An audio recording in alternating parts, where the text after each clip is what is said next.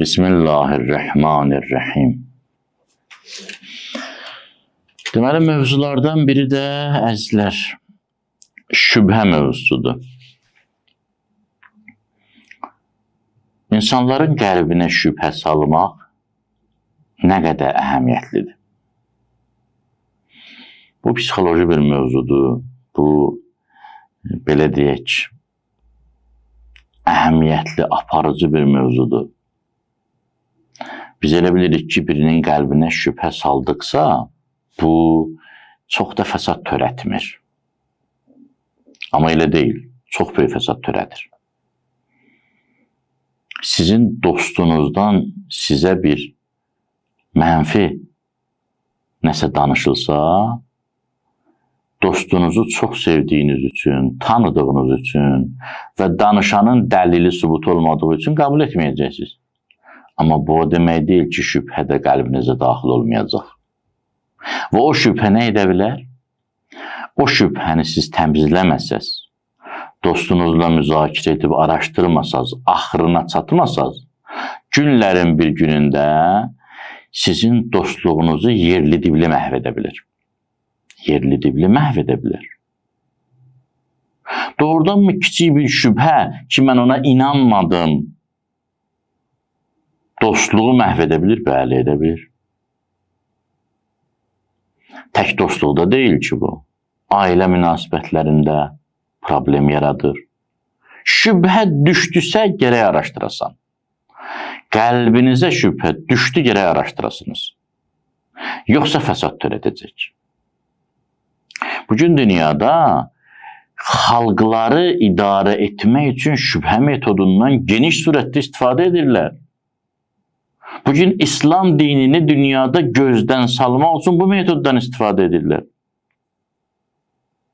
İslamda yerli dibli olmayan bir şeyi, cinayətkarlığı, qəddarlığı, sadizmi İslam adına yayırlar, nə sübut yetirə bilirlər, nə argument gətirə bilirlər, sadəcə media vasitəsilə, təbliğat vasitəsilə yayırlar.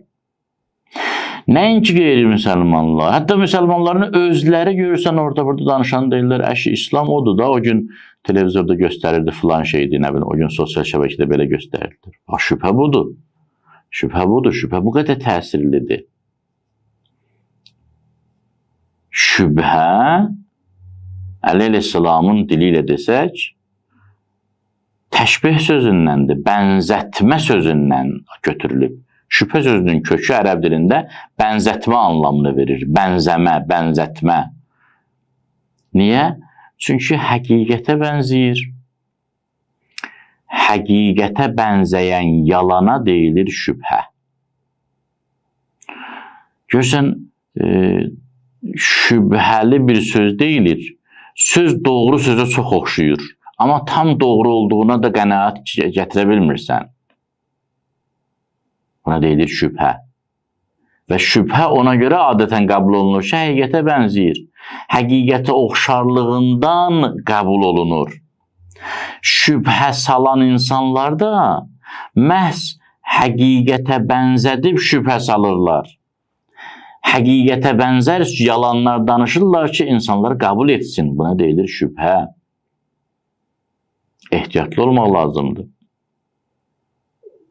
Qəlbinizə hər hansı bir şübhə düşdüsə, istər elmi sahədə, istər dini sahədə, istər insani münasibətlərdə, hər hansı bir şübhə düşdüsə, onu şəffaflaşdırmayınca əl çəkməyin. Yoxsa o sizdə çox böyük problem yaradacaq. Binadan bir kərpicin düşməsi adi halda problem deyil. Bir kərpic nə olacaq ki? Yüzlərlə kərpic yerindədir, minlərlə kərpic yerindədir. Amma sabah zəlzələ olanda o bir kərpicin olmaması çox böyük rol oynayacaq. Çox böyük rol oynayacaq. Mövzularda da belədir, elmi mövzularda. Siz bir şeyi sübut yetirmək istəyirsiniz. Hər şeyi anlamısınız, hər şeyi sübut eləmişsiniz, bir puzzle yerində oturmuyub. Deyirsiniz ki, eybi yox, elə bu da belə qalsın qoy. Yəni, çox problem deyil ki, onsuz da tutalım 100 dərəcəli argumentdir. Mən bunun 99'unu sübut eləmişəm. Biri qalıb, biri olmasa da olur. Amma 5 gün sonra biri sizin mövzunun əleyhinə bir söz desə, o bir puzzle çox böyük rol oynayacaq. Ümumiyyətlə, həmişə bir şeyi mükəmməlləşdirən o bir dənə olur. Bir şeyi təkmilləşdirən, kamilləşdirən o bir dənə olur. O kiçik rol oynamır. Biz özümüzü zəlzələ vaxtına hazırlamalıyıq. Adi halda hamı yaxşıdır, hamı mömindir, hamı mərddir, hamı güclüdür, hamı ağıllıdır. Sabah elmi zəlzələ olanda, fəlsəfi zəlzələ olanda, həyati zəlzələ olanda, onda bilinəcək ki, kimin nə qədər gücü var. Pandemiya dönəmi yadınızdadırsa, dünyadan köçənlər, Allah rəhmət eləsin hamısına, adətən epidemiyadan dünyadan köçmürdülər, pandemiyadan dünyadan köçmürdülər. Adətən orqanizmlərindəki kiçik və zəif bir nöqtə pandemiya nəticəsində hərəkətə gəlirdi, dünyadan köçürdülər. Adi halda o zəiflik heç bir şey etmir. Amma gərginlikdə problem yaradır. Şübhə də belədir. Şübhə də belədir. Bizim boynumuza böyük məsuliyyət düşür. Əzizlər, yəni bəziləri dini mövzularda xüsusilə. Çünki dini mövzular ən həyati mövzulardır da. Başqa elmi sahələrdə nəsə problem olsa, heç nə olmaz. Yəni, olmasın, qiyamət qopmayıb ki. Amma dini mövzular olmasa, qiyamət qopur. Qiyamət qopur. Biz cavabdehlik daşıyırıq, məsuliyyət daşıyırıq. Dini mövzularda bizim ixtiyarımız yoxdur ağzımıza gələni danışaq. Bizim ixtiyarımız yoxdur ağlımıza gələni danışaq.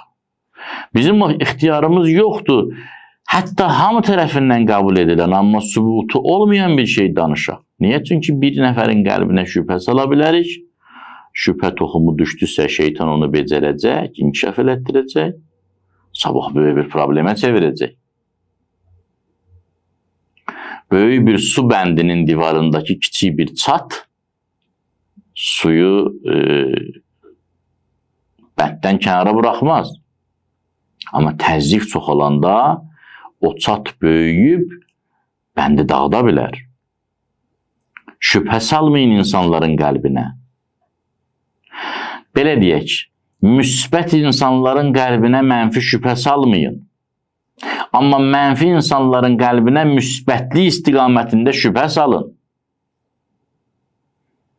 Görürsünüz ki, bir nəfər daim mənfi düşünür, onun o mənfi düşüncə istehkamında bir çat yaradın, müsbətə doğru yol açsın. İmam Həsən Əskəri əleyhissalam dönəmində bir nəfər Qurandakı ziddiyyətli ayələr adlı bir kitab yazırdı. Və imama da uzaq adam idi, imamın yaxınlığında deyildi. İmam Həsən Əskəri əleyhissalam bir vasitə ilə ona mesaj göndərdi, xəbər göndərdi ki, ola bilərmi ki, sizin ziddiyyətli ayələr dediyiniz ayələrin mənası heç siz başa düşən deyil? Mümkündürmü bu? Yəni, mümkün olma qədərini qəbul edirsinizmi? Oradan bir təfəkkürünə onun çat saldı. O adam düşündü, insaflı da alim idi. Bütün o kitabları yandırdı. Yazdığı kitabın hamısını yandırdı ki, o səhifələri yandırdı ki, mən düzgün fikirləşməmişəm. Burada ziddiyyətli ayə hesab etdiyimdə, ola bilər Allah təala mən düşünəni demək istəmirmiş və ziddiyyətli bir şey yox imiş. Mənfi insanın təfəkkür istehkamında kiçik bir çat yaratdı, onunla da o istehkamı özü dağıtdı və müsbətə doğru hərəkət etdi.